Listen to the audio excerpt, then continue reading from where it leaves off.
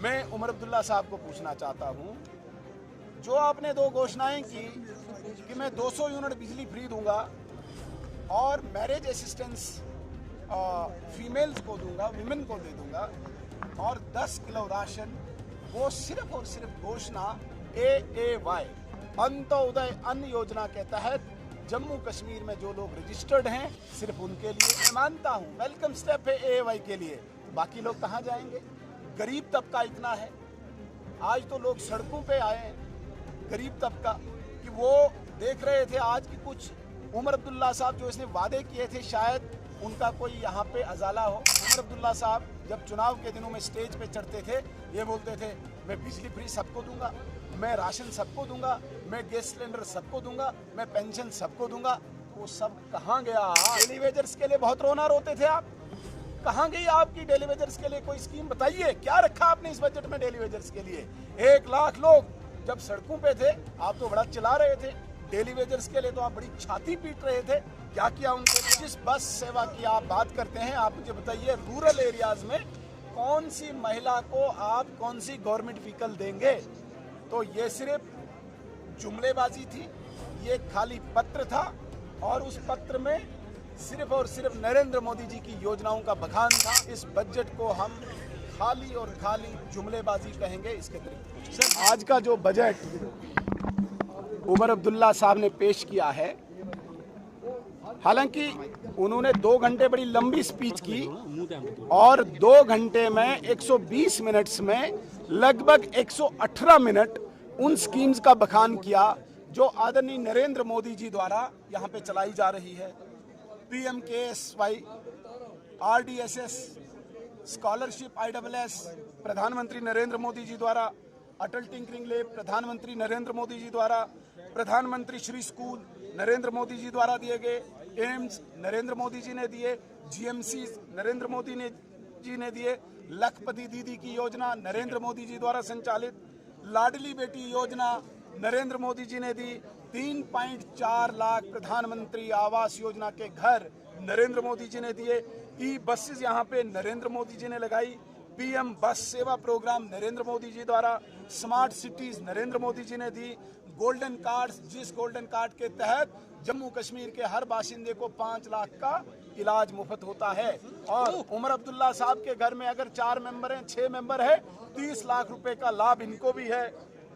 Highways जितने भी बन रहे हैं, जितना बखान उमर अब्दुल्ला साहब ने किया, सारे हाईवेज नरेंद्र मोदी जी द्वारा दिए जा रहे हैं। PM सूर्या ऊर्जा योजना के तहत हर घर को जो सोलर एनर्जी का जो पैनल मिलेगा वो नरेंद्र मोदी जी द्वारा, अमृत स्कीम नरेंद्र मोदी जी द्वारा, JJM स्कीम नरेंद्र मोदी जी द्वारा, एयरपोर्ट की एक्सटेंशंस नरेंद्र मोदी जी द्वारा।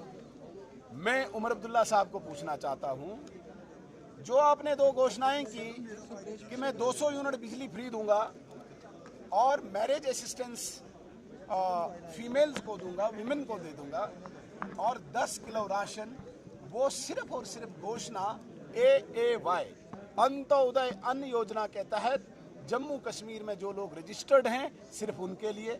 मैं मानता हूं वेलकम स्टेप है AAY के लिए, तो बाकी लोग कहां जाएंगे?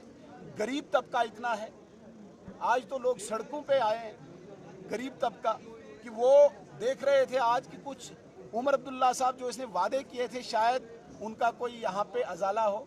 कुछ नहीं, मुझे बताइए उमर अब्दुल्ला साहब जब चुनाव के दिनों में स्टेज पे चढ़ते थे ये बोलते थे मैं बिजली फ्री सबको दूंगा, मैं राशन सबको दूंगा, मैं गैस सिलेंडर सबको दूंगा, मैं पेंशन सबको दूंगा। तो वो सब कहाँ गया आज?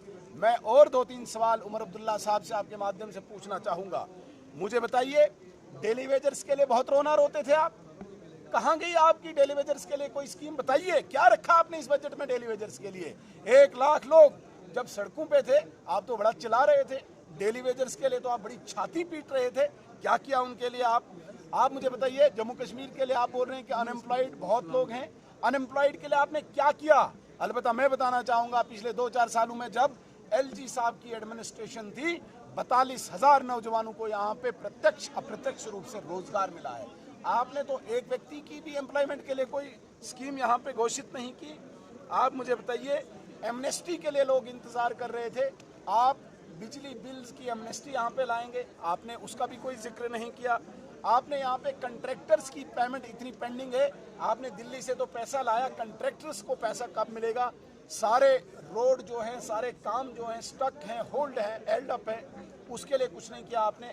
आपने यहाँ पे एक आम बेचारा जो एम्प्लॉई है अपनी जीपी के लिए वो तरसता है, उसके लिए कोई योजना नहीं लाई।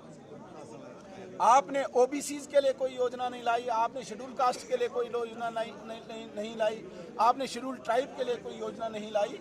जिस बस सेवा की आप बात करते हैं, आप मुझे बताइए रूरल एरियाज में कौन सी महिला को आप कौन सी गवर्नमेंट व्हीकल देंगे? तो ये सिर्फ जुमलेबाजी थी, ये खाली पत्र था और उस पत्र में सिर्फ और सिर्फ नरेंद्र मोदी जी की योजनाओं का बखान था।